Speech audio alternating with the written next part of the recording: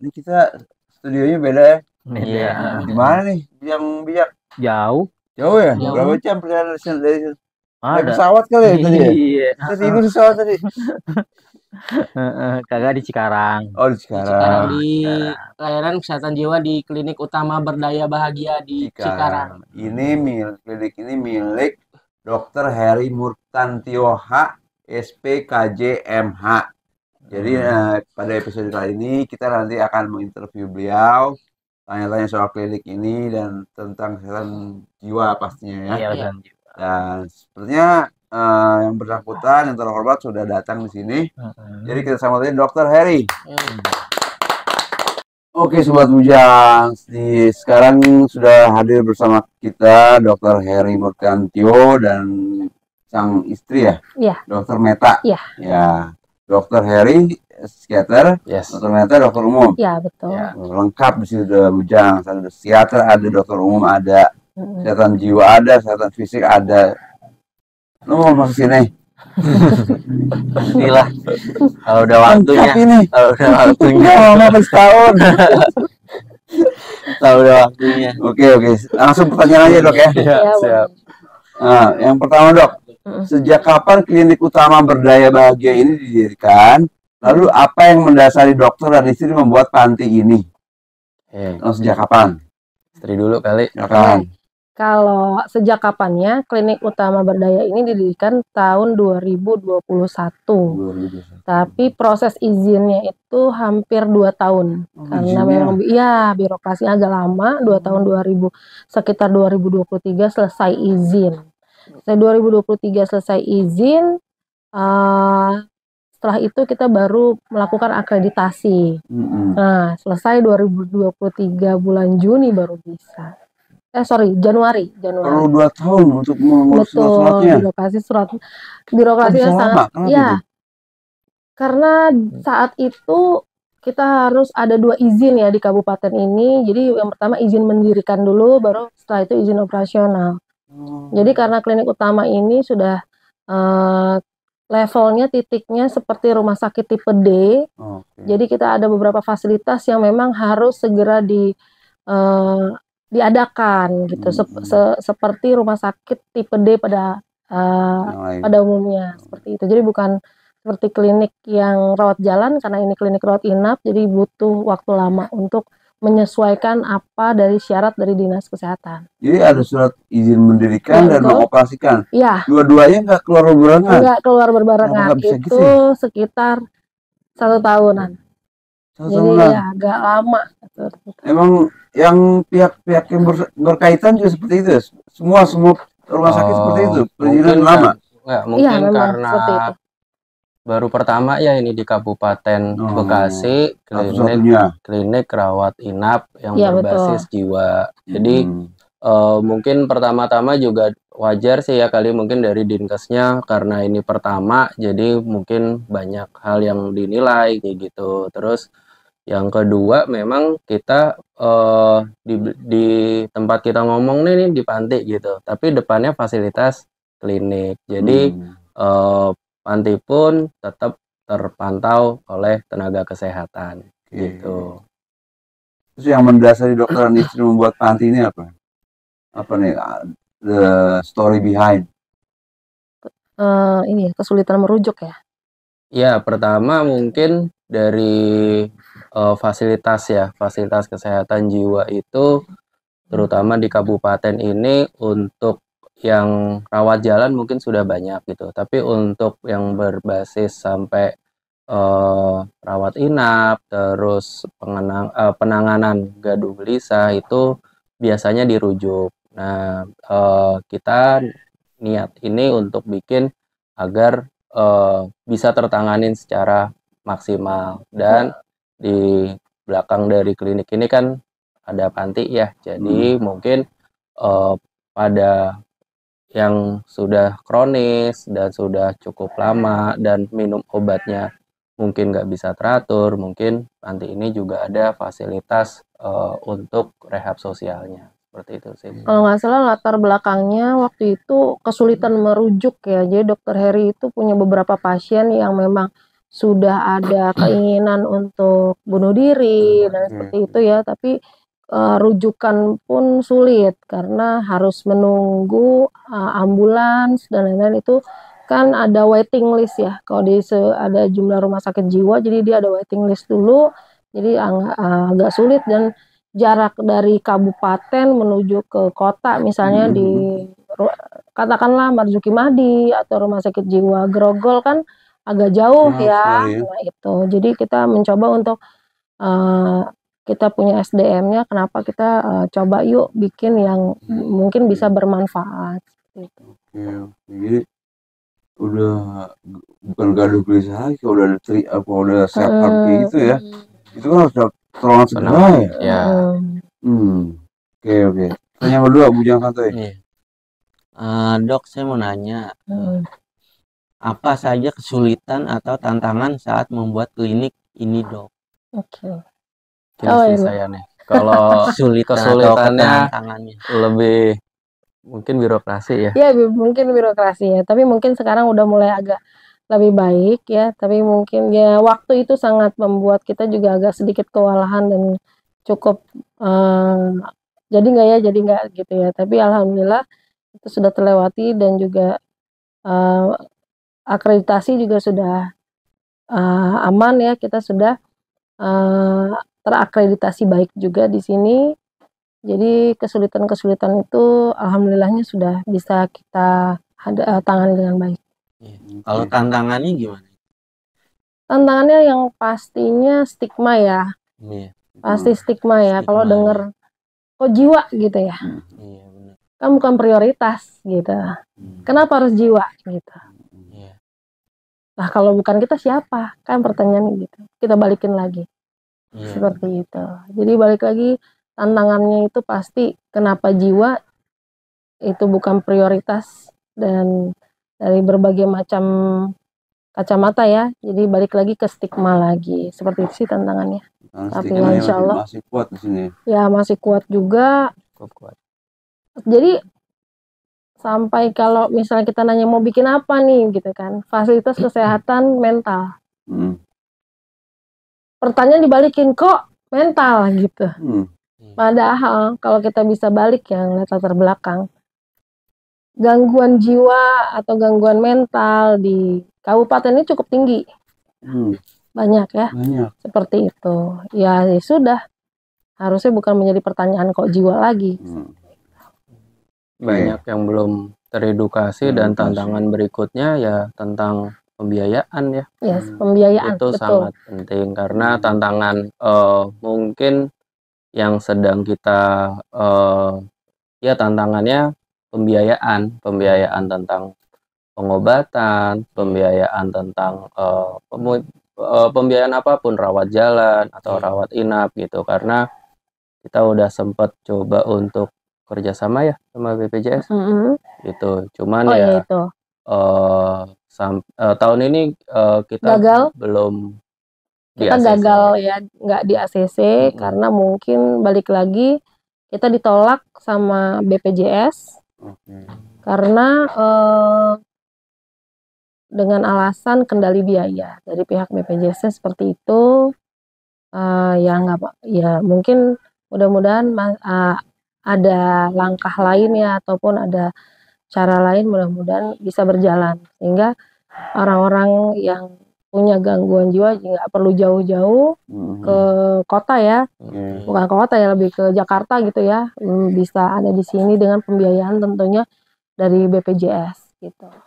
Karena beberapa pasien ya akhirnya putus karena balik lagi pembiayaan dan pengobatannya kan nggak bisa sebentar ya, nggak bisa kayak demam, batuk pilek gitu 3 hari 5 hari gitu kan nggak bisa. Nah itu sih tantangan yang cukup cukup menantang karena pembiayaan pengobatan.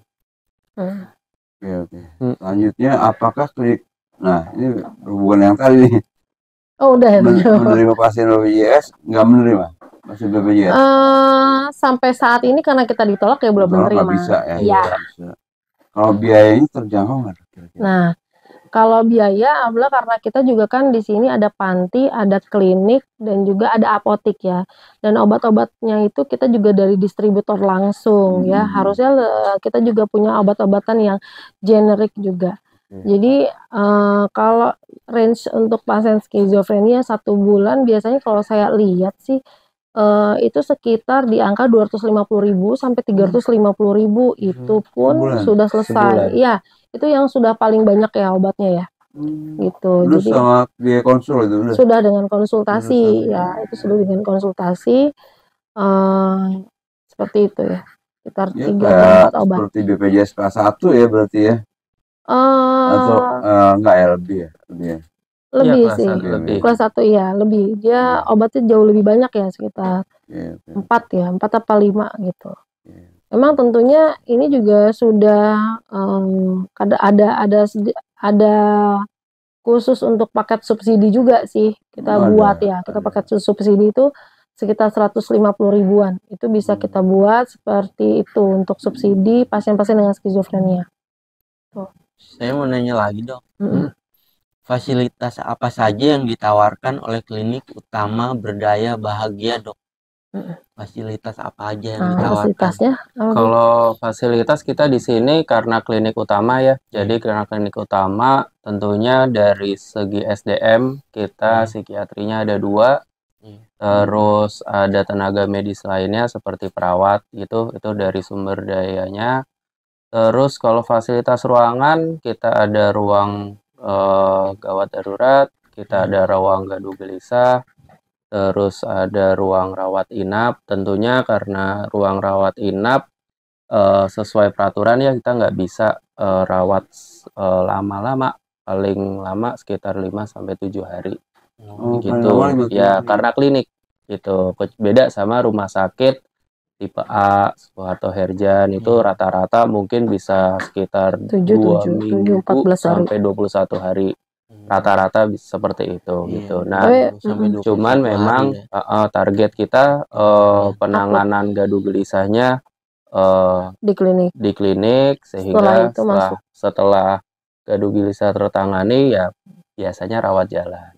Seperti itu. Kalaupun nggak rawat jalan, misalnya ada setelah gaduh gelisahnya tertangani sebelum dia masuk ke rumah, kita ada seperti rumah antara gitu, masuk ke panti, itu kira-kira sampai si pasien ini bisa siap untuk berada di rumah kembali gitu. Jadi masuk panti dulu, sehingga di situ bisa kita berikan rehabilitasi psikososial seperti itu. Rumah antara. Ya, seperti rumah antara. Jadi masuk ke Jadi panti. pantinya nggak lama gitu. Seperti Hanya di sini. perantara sebelum dia pulang kembali ke rumah. Karena biar gimana pun kan kesiapan dia pulang, kepengetahuan tentang pentingnya minum obat, belum keluarga. Keluarga gitu. juga harus dipsikoedukasi ya. Iya, Nah, seperti itu. Ketersediaan obat sih lengkap loh. Lengkap, di sini lengkap. Karena kita kan langsung distributor ya, langsung menuju distributornya, jadi sehingga obat langsung bisa diantar ke sini. Ya, mungkin biasanya ada diskon kayak gitu ya. Ya, bisa. Ada, makanya kita punya ada subsidi. Kita ada paket subsidi. Pertanyaan terakhir ya, Dok ya. Berapakah biaya yang diperlukan untuk pasien rawat inap di klinik utama Berdaya Bahagia? Apa tuh? Kalau di klinik itu per harinya, per kamarnya itu adalah 200.000 per kamar di klinik. Tapi biasanya kita kan cuma 5 sampai dengan 7 hari saja ya. Itu di klinik untuk penanganan awal akut gaduh gelisah itu selama 5 sampai 7 hari itu per harinya 200.000. Nah, ketika sudah selesai, misalnya diperlukan panti 1 bulannya itu range-nya di angka 2,5 juta sampai dengan 3 juta. Itu untuk range pantinya. Pantinya itu ber-AC ya, kamarnya ber-AC, juga tersedia pria dan wanita dipisah, ada kamar mandi dalam juga, sudah makan 3 kali, ada snack 1 kali dan buahnya 1 kali, seperti itu. Dan juga itu kita juga ada layanan rehabilitasi psikososial juga. Dan yang penting terpantau kesehatannya. terpantau Iya. kesehatannya. Karena tiap pagi kita ada dokter umumnya yang Yang jaga visit. untuk ya tensi, suhu gitu. Jadi nggak yang apa ya tanpa tidak terpantau kesehatannya gitu. Ya seperti itu ya. Jadi walaupun panti juga bisa dilihat juga dengan dokter umumnya, ada psikiater juga, dan itu biayanya sudah include di harga itu. Oke Dok, dari kami cukup. Nanti ada teman kami melanjutkan pertanyaan lain. Bisa Dok? Oke, siap. Oke Dok, makasih Dok. Terima kasih Bujang. Balik lagi di Kongko Bujang bersama saya Bujang Bijak, Bujang Akik bersama-sama Dokter Heri ya. Iya, Heri. Dokter Heri. Kan istrinya. Ini kenalan dulu belum ya? Biar lebih dekat ya. Saya tuh udah hafal Bujang Bijak ya. Saya sering nonton ya. Bujang Akik. Ya gimana ya? Pertanyaan lagi lanjut ya Dok ya. Boleh kan nih kita mengetahui strategi klinik ini gitu Dok? Strategi promosinya gitu, promosi untuk memperkenalkan ke masyarakat gitu. Oke, kalau kita tentang promosi ya, kita seringnya itu adalah jejaring sama kader puskesmas yang program jiwa, biasanya nggak cuma sekecamatan, kita sekabupaten seperti itu. Terus yang berikutnya ke media sosial mungkin ya gitu. Terus biasanya dinas kabupaten juga sering sih bikin acara kayak seminar atau pendampingan, itu seperti itu yang kita selama ini untuk promosi atau marketing gitu. Iya. Oh, strateginya itu ya. Lanjut ya Dok. Apakah dokter bekerja sama dengan pihak-pihak tertentu untuk kelancaran klinik utama Berdaya Bahagia? Pihak tertentu mungkin kalau dari pihak dinas kesehatan pernah kita bukan pernah sih, memang masih jalan Jamkesda gitu. Itu dari segi pemerintah pernah sempat ada waktu itu pasien dengan Jamkesda. Cuman ya balik lagi kalau ke BPJS, kalau belum ya, kalau BPJS mungkin itu sih. Apakah di wilayah sekitar sini Dok ya? Kalau ke Cikarang kejauhan ya? Cikarang kabupaten. Bukan Cikarang. Itu udah teredukasi belum masyarakat tentang kejiwaan? Edukasi kejiwaan gitu. Iya, mungkin kalau teredukasi tahu mungkin udah ya, tahu gitu. Cuman kalau sampai paham ya mungkin belum ya, karena beberapa juga pasien kita ada yang sempat dirawat, terus kebutuhan untuk pengobatan rutin, tapi ya ujung-ujungnya nggak dilanjut lagi obatnya gitu. Walaupun kita udah terus ngingetin atau edukasi tentang pembiayaan pun juga kan sebenarnya bisa dibicarain gitu ya. Cuman balik lagi, memang kalau tahu mungkin tahu karena media sosial kan sekarang juga udah banyak ya. Cuman sampai tahap paham ini yang mungkin ya butuh waktu gitu. Kebutuhan seseorang dengan keluhan atau gangguan jiwa seperti apa dari pihak keluarga, nah itu yang mungkin masih butuh waktu untuk sampai pada paham gitu ya. Tapi enggak mau tanya, ada nggak pelatihan untuk kader-kader perawatan ada mengadakan pelatihan nggak? Kalau dari klinik sih enggak ya, cuman kalau dinas ada sih. Biasanya dinas sering tiap tahun apa tiap maksudnya tuh ngebuka gitu, klinik mau ngebuka pelatihannya. Pelatihan buat kader-kader jiwa gitu. Oh enggak, jadi kalau klinik itu belum sampai untuk membuka, tapi kita membuka untuk magang ya, seperti itu gitu. Untuk yang lain mungkin kita kerjasamanya sama seperti komunitas-komunitas seperti KPSI juga, Hatiplong dan lain-lain ya. Udah seperti itu. Lanjut Dok. Nanya lagi. Iya. Dok, mau nanya lagi. Tadi kan masalah edukasi ya. Iya, edukasi. Itu ada nggak yang pergi ke alternatif gitu sana sini gitu. Oh, banyak. Banyak. Ya, berarti belum Banyak. teredukasi dong dok gitu. Iya. Belum. Sampai sini banyak, karena dekat-dekat sini juga banyak yang dipasung ya. Langsung ya. Dipasung masih ada di sini. Oh, gitu ya. Terus juga dekat-dekat sini juga ada berbagai macam panti ya, memang seperti itu. Oh, gitu. Yang Berarti panti casualnya non-medis. pelatihan itu belum berjalan gitu ya, belum. Ya, saya rasa sih kalau sampai Pendampingan. sampai pada, karena gini ya, kadang kalau sudah ke tangan kader atau keswa, Medis. mungkin udah langsung diarahin Ya, gitu. Kalau dia ngelapornya ke kader atau keswa, mungkin ya langsung Kalau diarahin. ketahuan lah ya. Iya. Cuman kalau biasanya kan kayak gitu ya individu dulu gitu, keluarganya bawa kemana gitu. Nah itu yang memang masih jauh kalau itu. Iya. Gitu. Bukan door to door gitu ya, nyamperin gitu ke jemput bola. Mungkin karena juga SDM ya gitu, dari jumlah penduduk sama kadernya, jadi sampai door to door gitu mungkin agak sulit ya. Dok, masih banyak masyarakat di Indonesia yang masih meyakini masalah kesehatan jiwa ini terdapat pengaruh mistis seperti di guna-guna hal gaib lainnya. Bagaimana pendapat dokter mengenai hal ini? Bagaimana dokter meyakini bahwa masalah kesehatan jiwa bisa dipulihkan dengan pengobatan medis? Oke, ya jadi ya sering banget itu karena gejalanya itu hampir mirip ya, bukan hampir mirip ya, kayak gitu ya, kayak gangguan jin ya gitu. gangguan jin, karena itu bagian dari gejalanya gitu. Udah satu, dia merasa nggak sakit atau nggak merasa itu bukan masalah.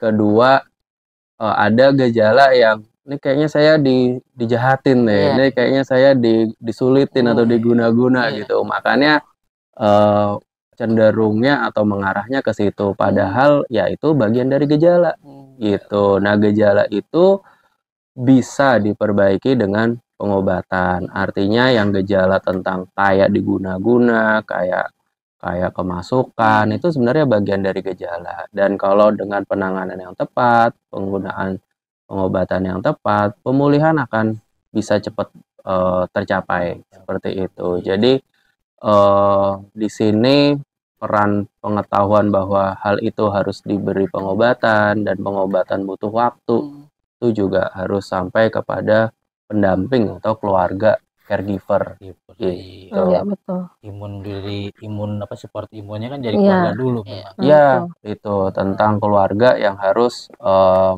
mulai dari tahu dan paham.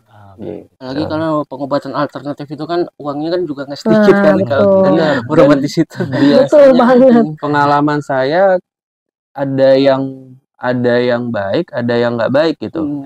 Gini, alternatif itu kadang kalau yang baik bisa bilang gini, ini nggak ada gangguan dari makhluk halus gitu, udah ke dokter jiwa gitu. Ya, ada juga kayak gitu. Ya kan kesarap dulu, Boleh deh. Ya, Boleh deh, yang penting. yang penting ke medis dulu. Nanti medis deh. Dokter saraf atau dokter umum kan dia akan menyeleksi tuh. Nah, tapi kadang sisi kurang baiknya itu adalah pada saat bahasanya ruqyah gitu ya, itu karena kadang ada sugesti yang diberiin, yang dilakuin, yang diberikan jadi malah tambah takut. Nah, itu saya pernah ketemu juga kayak gitu. Jadi ya balik lagi, kadang kalau ketemunya yang baik dia bisa ngarahin, bisa langsung ngarahin gitu. Nah, tapi kalau pas lagi disugestinya kurang baik malah jadi tambah takut gitu. Iya, memang sih kalau kadang dari air doang apa gimana gitu kan mustahil ya memang dari sugesti doang memang gitu, memang dari sugesti memang perlu banget pengobatan gitu ya kalau penyakit kejiwaan itu. Terus ada nggak dok harapan ini klinik itu bagaimana, klinik utama berdaya bahagia ke depannya? Kamu dulu kan? Oke. Harapannya ada nggak harapannya gitu? Harapannya tentunya bisa menjangkau masyarakat ya luas, lebih banyak lagi, sehingga orang tuh nggak takut untuk bisa berobat seperti itu, dan juga nggak usah takut untuk harga gitu, karena kita di sini terjangkau. Kadang-kadang pun memang masih ada beberapa yang penting pakai BPJS. Tapi kan juga ada plus minus seperti itu ya. Kalau misalnya ke sini tentunya insya Allah di sini selain obat juga kita ada beberapa seperti psikoedukasi ke keluarga, terus juga terapi keluarga, terapi individu juga, psikoterapi. Jadi di luar dari yang bisa didapatkan di psikiater di BPJS ya. Kan kalau di BPJS dia cuma tahu obat ya. Cuma gitu berapa menit. ya. Sedangkan kita di sini nggak bisa seperti itu gitu loh. Kita harus tahu keluarganya harus datang. Kita psikoedukasi, ini loh sakitnya tuh kayak seperti ini gitu loh. Nah, harus seperti ini nih kalau mau jadi caregiver, seperti itu. Karena ini penyakitnya ini akan lama kalau keluarganya di sini tidak mau tahu atau tidak mau mengerti, ya akan begini saja. Tapi kalau misalnya seandainya keluarganya mau ikut untuk tahu dan lebih mengerti, tentunya akan lebih baik lagi pasiennya, lebih bisa pulih dan juga lebih bisa bermanfaat dan berkualitas untuk hidupnya sendiri, gitu sih dari aku. Harapannya dok ya? Iya, harapannya semuanya ODS ini adalah seorang manusia yang harus juga bisa bermanfaat minimal untuk dirinya sendiri, seperti itu. Pasti dia bisa kok.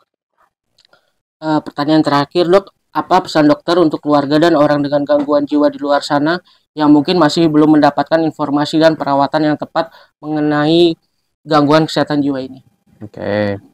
Kalau dari saya tentang keluarga ya, dengan ada keluarganya dengan ODS, memang butuh waktu, paling tidak harus pengetahuan tentang ODS itu diperbanyak, cari tahu tentang ODS itu seperti apa, dan hal-hal apa aja yang harus dilakukan seperti itu. Karena biar bagaimanapun peran dari keluarga tuh sangat penting, sangat utama. Bahkan hampir sampai, menurut saya hampir 70% ya, faktor keluarga itu utama. Karena ya yang pengobatan yang ada itu kan harus rutin. Nah, minum obat rutin itu kan kadangnya juga bosen ya, gitu loh. Pasti bosen. Nah, disinilah letak keluarga yang harus selalu support, selalu ngingetin. Nah, keluarga pun juga harus tahu pentingnya obat itu apa gitu. Kadang keluarga malah udah jangan minum obat lama-lama gitu. Kecanduan. Nah, beda lagi kecanduan sama kebutuhan. Nah, itu kan harus tahu bedanya apa. Nah, pada dengan orang dengan ODS, yaitu udah bagian kebutuhan obat itu. Dan selama dosis itu diberikan oleh dokter, ya pasti aman gitu. Jadi keluarga di sini harus jadi benar-benar support utama untuk caregiver dari ODS gitu. Oke, Sobat Bujang, itulah barusan ya episode kita kali ini di Klinik Utama Berdaya Bahagia Cikarang bersama Dr. Heri Murtantio. Terus Bujang, di depan ada apa tuh Bujang? Ada apa tuh? Buku. Ada dua nih. Buku. Satu dulu ya. Mana dulu ya? Itu dulu. Satu dulu. Ini ada buku Lebih Dekat dengan Skizofrenia. Karangan Erlangga ya? Apa? Dari tim kedokteran Universitas Erlangga. Dan editornya dokter siapa aja? Dokter Lilik Juari, Dokter Ijematul Karima, Dokter Ivana Sajogo. Satu lagi. Dan satu lagi buku Supaya Kamu Mau Kenalan Denganku. Itu karya Pak Bagus Utomo. Bagus Utomo. Jadi bisa diorder di Tokopedia dan Shopee, namanya Galeri KPSI. Nama tokonya. Terus Bujang Santoy, di depan ada apa tuh Bujang Santoy? Sini ada, mau tahu lebih banyak tentang skizofrenia, Scan Me. Dukung KPSI dengan berdonasi, Scan Me. Oke, Bujang. It's alright, Bujang. Sudah selesai. Kalau ada kritik saran silakan di komentar atau di DM di sosmed-sosmednya KPSI ya. Sampai jumpa. Waalaikumsalam. Salam sehat jiwa.